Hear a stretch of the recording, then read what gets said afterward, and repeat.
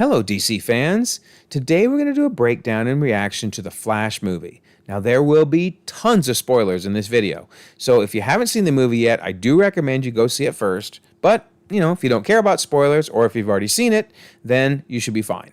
So we're going to cover everything from where it fits in the timeline, to the different cameos, to the end credit scenes, to the time travel shenanigans, as well as where I think the DCU may be going from here. So without further ado, let's dive right in and see what we can find out. All right, so I'm going to actually start with the timeline placement because that actually becomes really important in discussing the movie as a whole. So this is my current timeline that I laid out in an earlier video. You can check that out if you're interested. The only thing that there's been a lot of comments on has been the placement of Shazam! Fury of the Gods. There are indications in the movie that it was no more than, 2.5 years after the first movie, after the first Shazam. But if you look at Billy Batson's age, it sure seems like it's May of 2022. So I'm only bringing up that the DCEU wiki, the timeline wiki, it does say May of 2021, similar to what I have here, but I could also see 2022 working. So I'm just mentioning that because that will actually come into play as we put Flash on the timeline. Speaking of, let's get Flash in here. Okay, so we'll start with the connections between other DCEU movies and the Flash. Obviously, a big one is Batman, who amazingly has not appeared in another movie since the Justice League. How is that possible?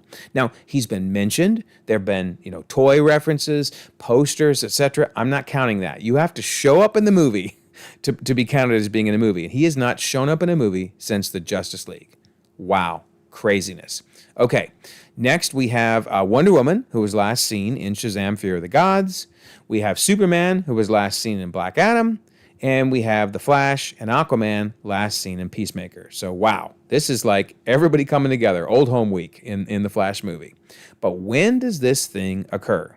Okay, so according to the DCEU wiki, which is a very reliable source, they mention that there is a security camera footage, which I wish I could get pictures, but obviously it's not on digital yet, so you just got to trust this, but I do believe they're correct.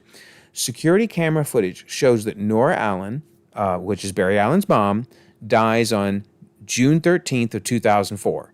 So that's a very important date. It's a critically important date. So keep that in mind. 2004 is when Nora Allen died, June of 2004. All right.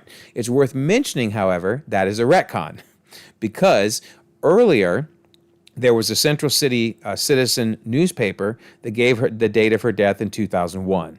Doesn't matter anymore because it's been retconned, but I'm only bringing it up for anybody that is aware of that date and wondering why we're now talking about 2004. But how does that help us? When does the actual movie occur?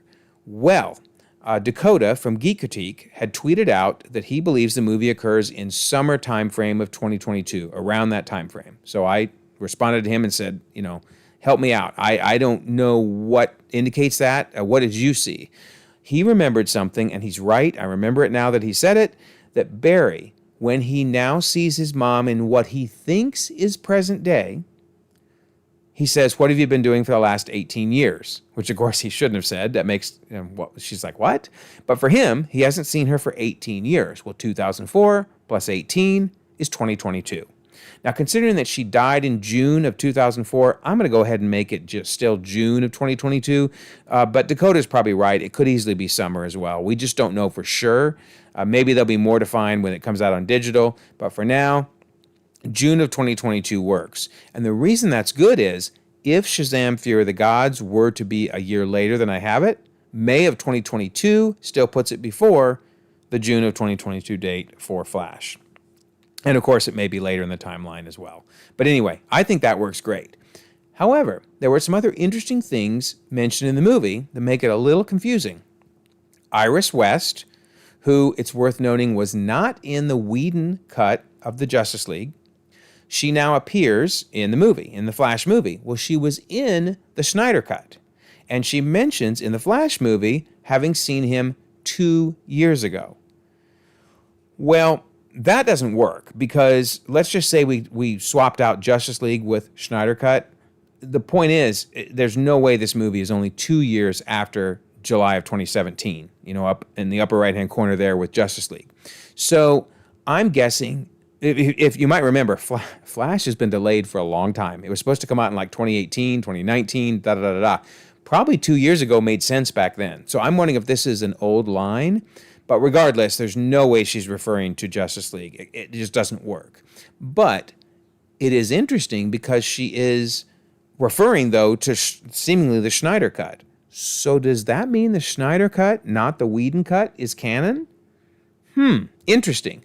Well, I will say for the most part, the people that have replied to my video, probably 10 to 1, have said Whedon is canon, not Snyder. However, a recent reply from Andrew here, which I've made a screenshot of it, he said, hey, there's several reasons to believe Snyder is now canon.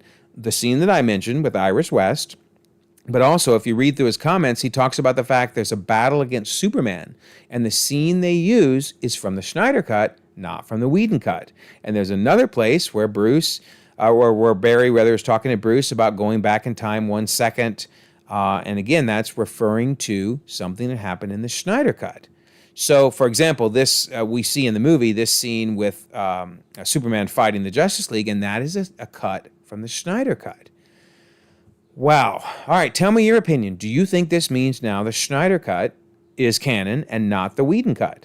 I'm going to be honest. For now, I'm going to continue to keep the Justice League Whedon cut in my timeline because, again, 10 to 1, easily 10 to 1, people said Whedon is canon, not Snyder cut.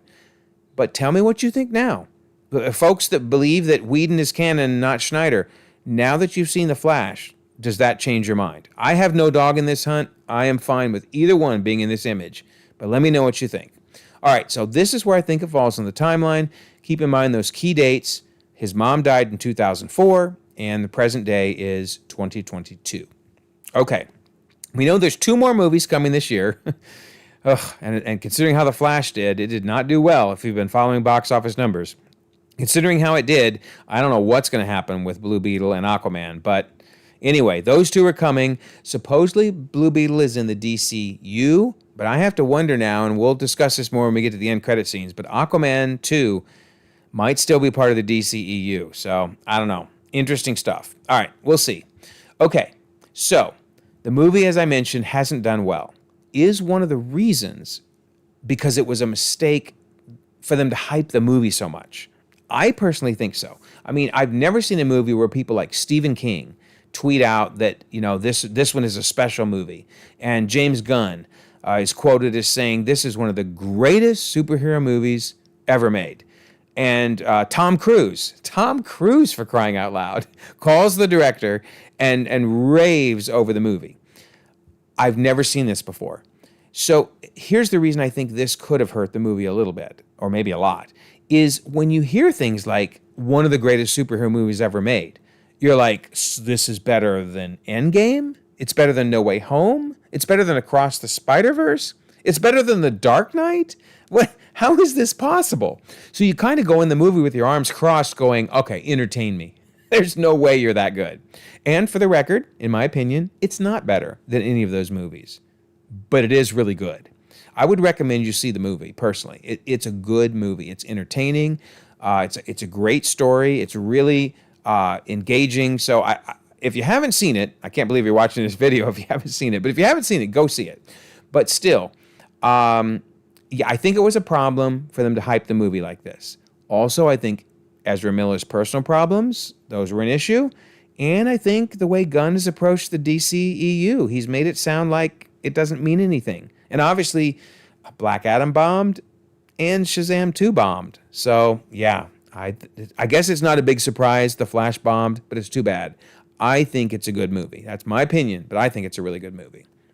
All right, so why do I think it's a good movie? Well, first of all, Ezra Miller is fantastic in the movie. He plays a dual role, himself, older Barry and younger Barry. And personal problems aside, Ezra Miller's performance is amazing. Just fantastic acting.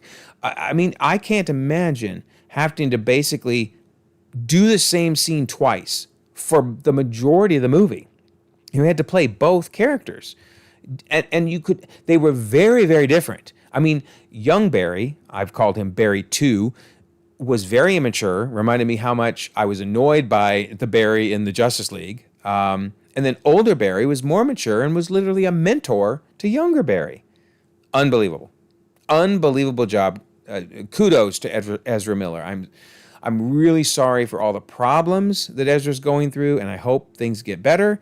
But this movie at least showed that Ezra is a fantastic actor. All right. Now, let's talk about this opening scene, though. Boy, talk about the good and the bad combined in one opening scene.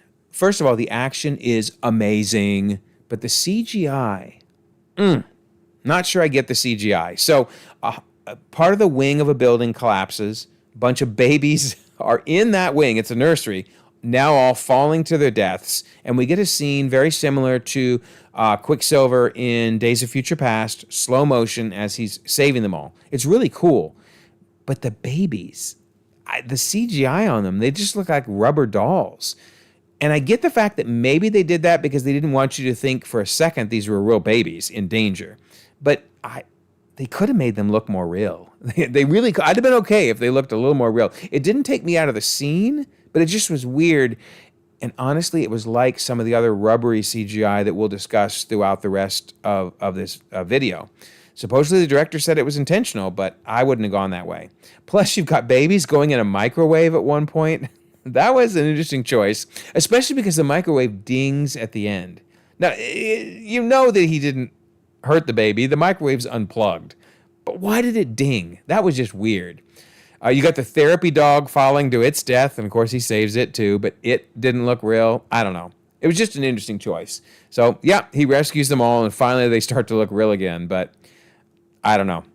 Isn't the way I would have gone. I would have made them look real and been done. No one believes real babies were falling out of a building. So anyway, also the final line that the Flash makes about mental health. Whew, boy, did that have a dual meaning. It was really cool for Flash to say, hey, you might, and he's talking to the nurse, you might want to get some counseling. You know, traumatic events like this can really cause emotional damage.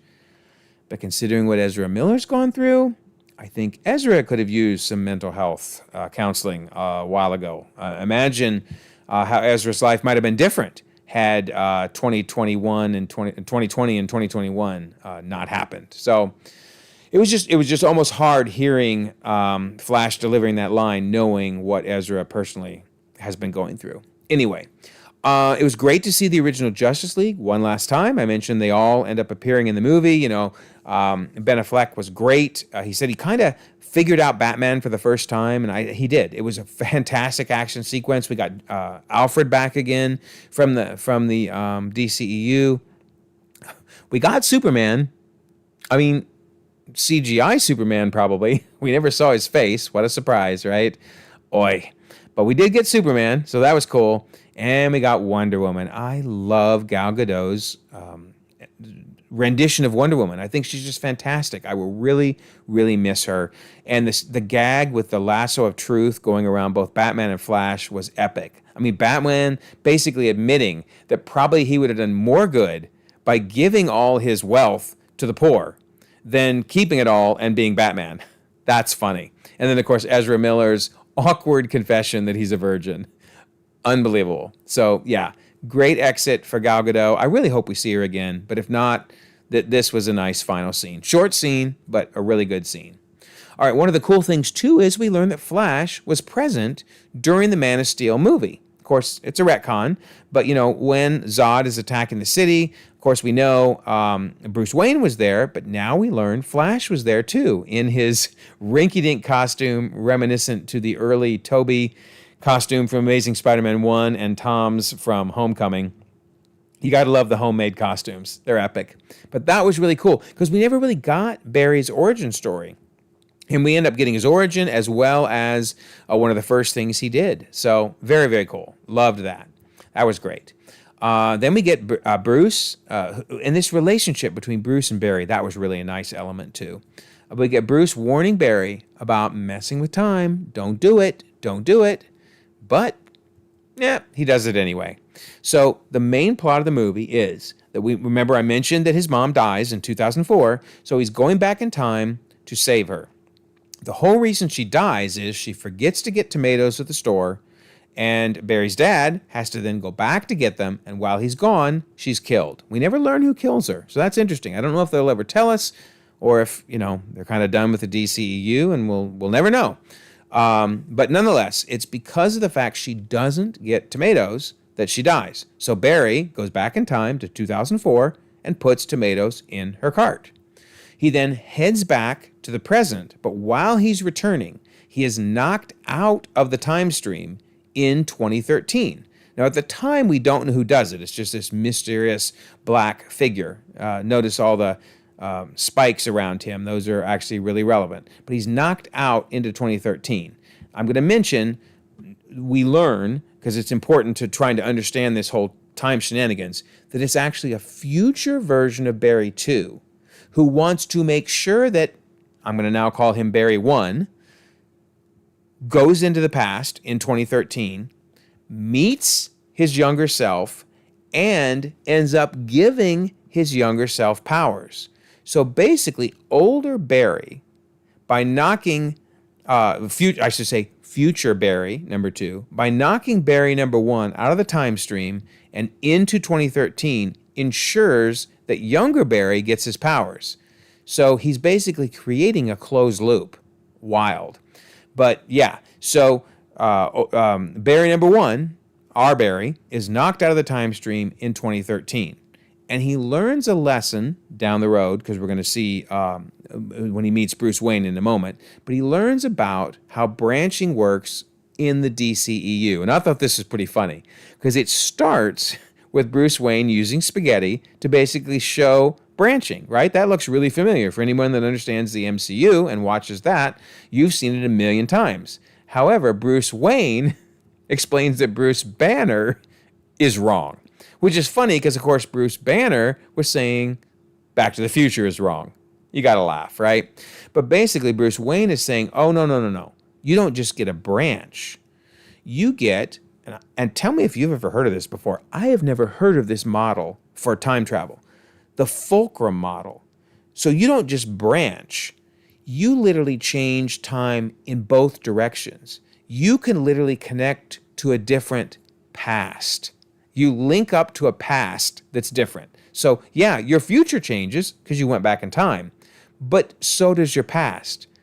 Wow. I mean, I have never heard of that before. And it also says you don't branch. You're literally changing your own future.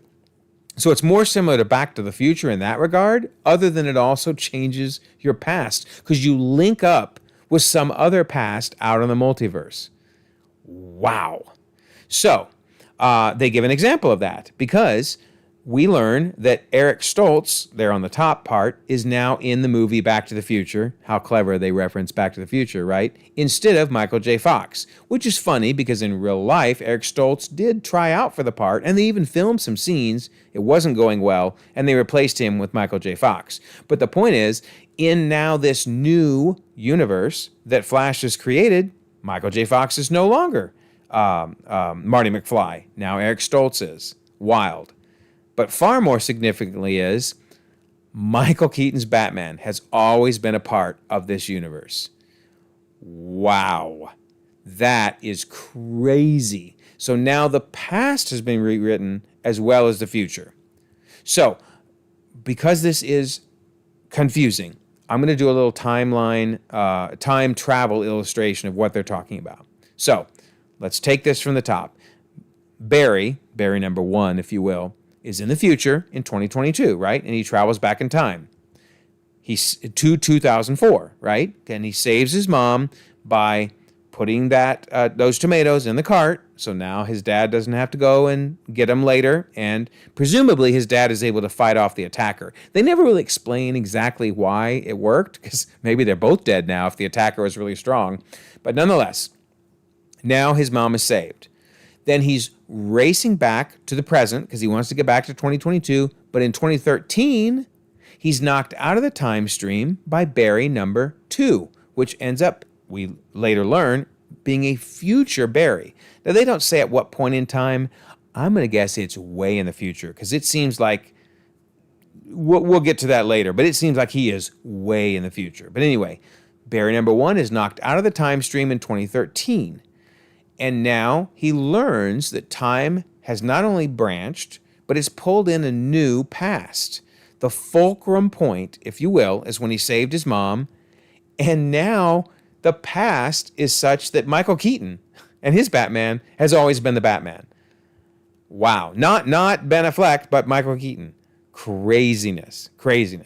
All right. So we're going to come back to this again, but I just want you to see this is where we're at so far. All right. So he learns some other things. Barry number 1 does. Aquaman was never born. And we get a nice appearance from Tamira Morrison, who, of course, played Aquaman's father in the first Aquaman movie. And no, Aquaman was never born. And instead, he doesn't name his son Arthur. He names his dog Arthur. So you got to love it. But really nice to see Tamira in an appearance in the movie. But even more important, like I said, Michael Keaton is the Batman. Oh my goodness. I was so happy to see Michael Keaton's Batman again. I know for some people, maybe you've never even seen those original 2 Batman movies. And if you haven't, check them out. They're great. But yeah, it was so awesome to have him back. He had some of his best lines from the movies. You want to get nuts? Let's get nuts. And of course, the infamous, I'm Batman. Which, speaking of, the reason I loved those movies is you can see it in the fact that I did actually a Batman skit. We did a Batman and Robin skit when I was in college. This is a picture of it. But this is actually on my YouTube channel also. So I'll have a link if you want to go check it out. But yeah, we had basically the Michael Keaton Batman in the menacing black armor on the left. And Robin, me, refusing to wear the new outfits because it itched. The leather itched. And then we were arguing throughout this skit. In fact, I'm going to include, you can watch the whole skit if you want, but I'm going to include a little snippet of it because it really is pretty funny. No more skimpy toes. You got it? Well, I guess you won't be needing these. Oh, yeah!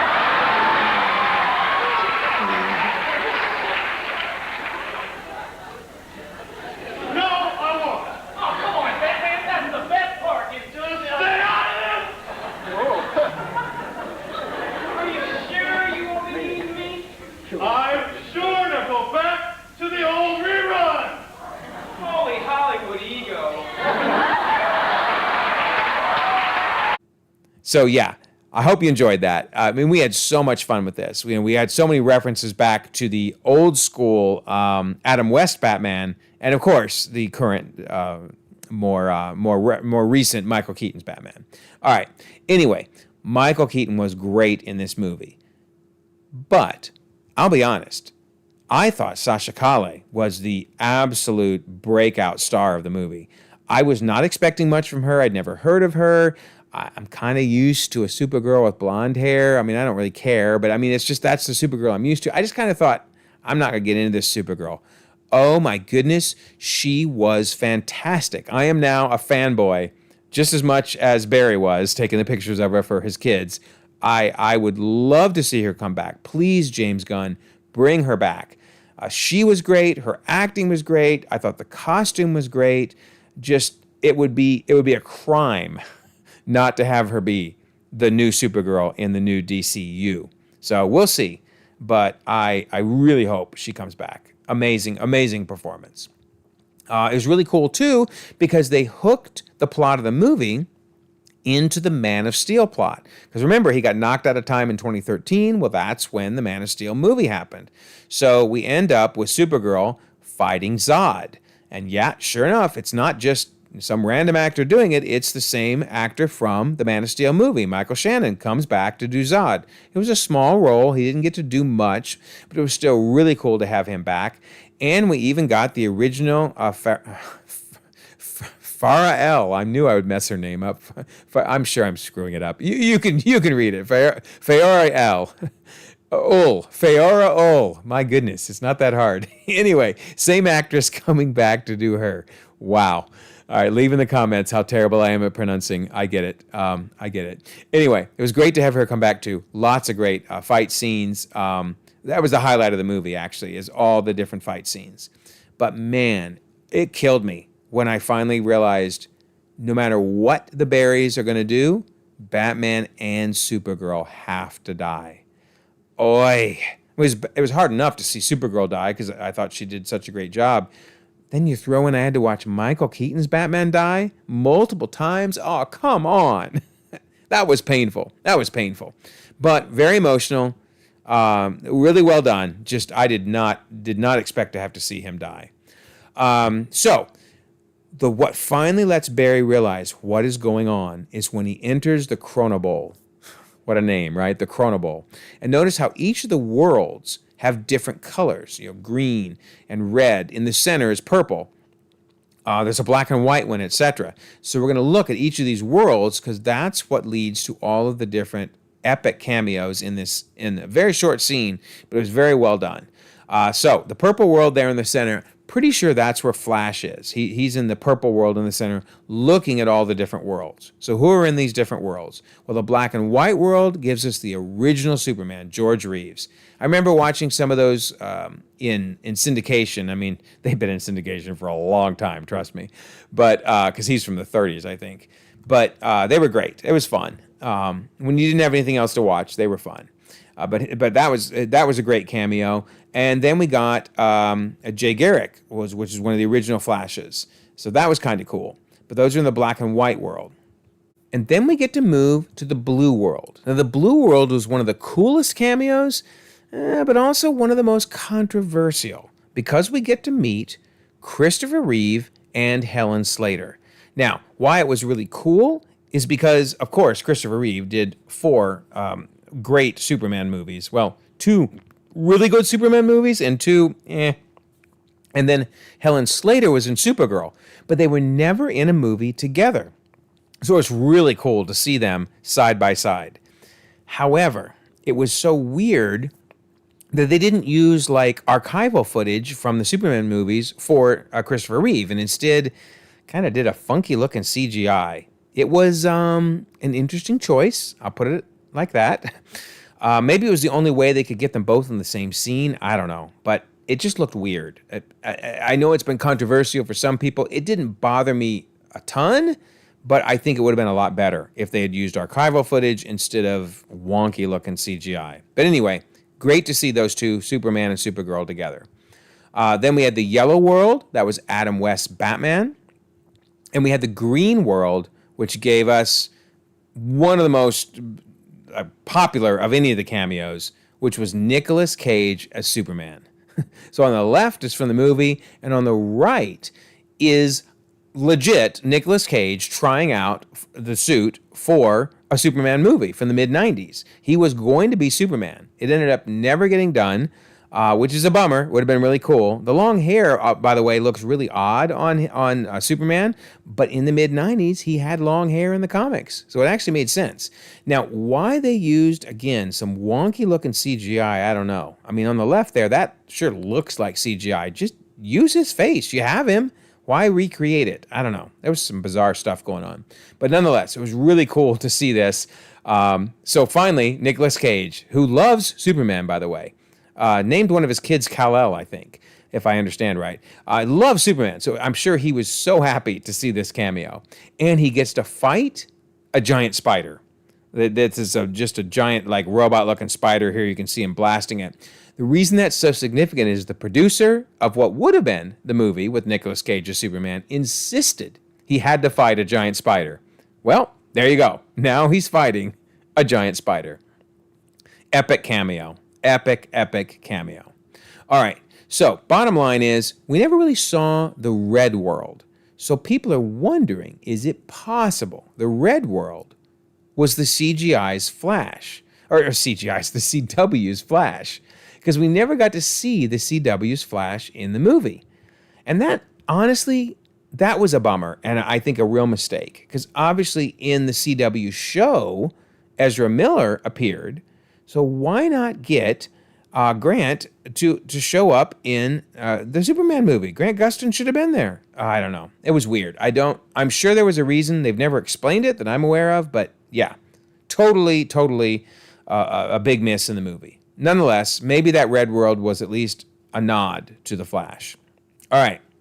So this is when finally both Barrys, older Barry, younger Barry, Barry 1 and Barry 2, realized that Barry 2 is the real villain of the movie. You notice there he's got a bunch of shrapnel in him. That's from the fights with, obviously, Zod and all of the Kryptonians. But yeah, slowly over time, he kept getting more and more injured until, well, he looked like this. And of course, he was the one, right, that pushed Barry 1 out of the time stream to begin with to create himself. So Barry 2 ultimately realized the only way to kill him was to sacrifice himself. So yeah, young Barry 2 is killed by old Barry 2 and ends the closed loop cycle. Wow. I mean, some major league timeline shenanigans going on in this movie. You really have to stop and think about it a lot. So then Barry 1 goes back and realizes the whole reason this is happening is because he saved his mom, and he can't save her. She is, to use MCU terms, an absolute point in time. Her death has to happen. So he goes back again to 2004, has this very touching scene with her. Incredible acting by Ezra Miller. Incredible. I was choked up by this. This really got me. Very, very, very well done. But he returns, or rather he takes the tomatoes out of her cart and puts them back on the shelf, meaning that everything's going to happen like it originally did, and his mom's going to die. This is his last time of seeing her. However, he doesn't really learn, does he? Because instead of putting the tomatoes on the bottom shelf or the middle shelf, wherever they were originally, he puts them on the top shelf. Why does he do that? Well, because his dad was actually convicted for his mom's murder. So his dad went to jail because of his mom dying. Well, unfortunately, he could not be shown to be innocent because he was looking down to get the tomatoes. Well, because Flash put them on the top shelf, now he's looking up. And the surveillance tape will now show that there's no way he killed Flash's mom or his wife. And thus he saved his dad from life in prison. Now, he felt like this was a safer change because he wasn't really changing anything in the past significant, he felt, at least, and instead was helping his dad in present day. So let's talk about that. Let's look at this timeline illustration we were on, and let's add the new things we learned. We learned that after the timeline branch, the Barrys were kind of stuck in a loop. They could not save Superman and Supergirl. And the only way to fix things was for Barry 2 to die, which I mentioned, young Barry 2 to be killed by future Barry 2. Then Barry 1 went back to the past to 2004. He lets his mom die because he ultimately, puts those tomatoes back on the shelf, but he puts them on the top shelf, which helps his dad, and then he returns to the present. Wow. So let's look at all of the different types of timeline concepts that have been brought up in this. So first of all, we have the absolute point in time, which I mentioned. That is that his mom has to die. He cannot save her. Her death is an absolute point in time. Okay, great. So we have that. Then we have the closed loop portion. The closed loop is that Barry 2 in the future goes back to 2013, pushes Barry 1 out of the time stream, and the reason he does that is so that Barry 2 will get the superpowers, which is the only way that Barry 2 in the future can then go back to 2013 to push Barry 1 out. Ugh, I've never been a fan of closed loops, but nonetheless, the movie not only has an absolute point in time, but it has a closed loop. And then it has this brand new concept of the fulcrum, which is retroactively attaching a different past to the new present because of the change he made. Oi, 3 different time concepts in one movie. I've never seen anything like this in my life. I need to watch it again, at least one more time, if not multiple times, to really get it down. But I think I've got this. If I got anything wrong, let me know in the comments. But I'm pretty sure this is how it all worked out. Okay, so what was the result then of Barry 1 now not saving his mom, but helping his dad, get out of jail? Well, changing the past gave us a brand new Bruce Wayne. We get our last huge cameo, and that is George Clooney showing up as Bruce Wayne. Oh my goodness. Of course, George Clooney, who did the fourth of the Batman movies. Michael Keaton did two, and then Val Kilmer, and then George Clooney. And I'm kind of happy for him because his Batman movie is considered pretty much the worst of the Batman movies. Kind of wrecked the entire Batman, that stream of movies before Christopher Nolan came in and gave us the three movies after that. But yeah, poor George Clooney, pretty much viewed as the worst Batman ever. So it's nice to have him come back. But it's kind of funny because it's really clear that they swapped Michael Keaton out. So there's been a lot of discussion about what was the original ending supposed to be when it wasn't George Clooney coming back. Well, there is footage, literally, of Michael Keaton being filmed in the same suit. Notice the suit. It's the same suit, the same shirt, the same jacket, same haircut. So originally what was going to happen was when the Flash came back to the future again, it was Michael Keaton who was the Batman. And Sasha Calle's Supergirl was going to fly into the scene and say, hey, what's up? And then Flash was going to have a dream that Ben Affleck's Batman was now trapped somewhere in the multiverse. And that was going to lead to Crisis on Infinite Earths. So there really was a very cool plan in mind. But that all got scrapped. And we get George Clooney, which was great. I loved having George Clooney. But it did leave me scratching my head a bit, wondering, what does this mean? Because James Gunn had said this movie was going to reset the DCEU and give us the new DCU back in his interview. So then is George Clooney the Batman in the DCU? Is that what he's saying? Or is this not the DCU and it's not the DCEU? Is it some just other weird multiverse situation? I don't know. Because again, Gunn said this was the starting point for the new DCU. I don't know. Tell me in the comments, what do you think this means? I mean, I don't think there's even a chance in Hades that George Clooney is the new Batman. Honestly, I don't. However, if this was supposed to be the reset of the DCEU, that would mean George Clooney is Batman. I don't know. Tell me what you think. I was very confused by that ending. Oh, but it gets worse. Because then we get the post-credit scene with Jason Momoa, who's great as Aquaman, and of course the Flash, Ezra Miller, walking out of a bar, and Jason Momoa is trashed. Aquaman is trashed. And it's kind of funny when you think about the fact for these two to be in the end credit scene together. Remember, they were the only two of members of the JLA that showed up in the Peacemaker finale in real time. I mean, like in real life. Because we see a Superman, we see a Wonder Woman, but that was not Gal Gadot, that was not Henry Cavill. That was stand-ins. However, both Aquaman and Flash did appear. So how ironic, and of course James Gunn did Peacemaker, right? So maybe James Gunn was like, all right, you guys are on my nice list. You get to appear in the finale of the movie. However, I just did not like this scene. This was just a weird way to end supposedly the reboot of the DCU, the DCEU, into the DCU. We get Aquaman falling down drunk in a puddle and ending up face down in the puddle. And of course he can breathe water, that's not the issue, but he just passes out and that's how the movie ends. Really? Really? I mean, if this is the final movie of the DCEU, although I think Aquaman 2 probably is going to also be part of this craziness, but what a weird way to say, here's my reboot of the DCEU into the DCU, and we're going to end face down in a puddle. Not the way I would want the DCEU to come to an end.